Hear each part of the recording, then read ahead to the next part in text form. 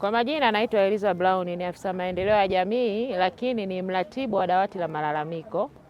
Kama mnavyoona leo, siku ya leo tulikuwa kwenye zoezi la kusikiliza na kutatua kero mbalimbali za wananchi kwenye kata yetu ya Iyungilo.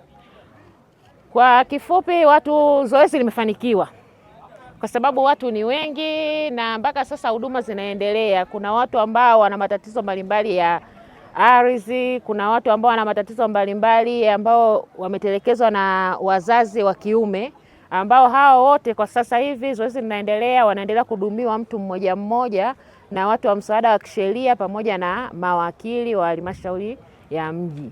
Kwa hiyo kwa kifupi, zoezi letu limefanikiwa, ambapo hatukutegemea kuwa watu wakawa wengi hivi. Vile vile kuna zoezi la NIDA ambalo linaendelea kuchukuliwa. Kama mnavyoona huku nyuma, hawa wote waliokuwa nyuma yetu huku ni watu ambao hawana vitambulisho vya NIDA, ambao nao wapo kwenye zoezi la kuweza kuchukuliwa taarifa zao ili waweze kupigwa picha na kupata vitambulisho. Zoezi kama hili limekuwa ni faida kwa wananchi kwa sababu kwanza tumewasogezea huduma karibu.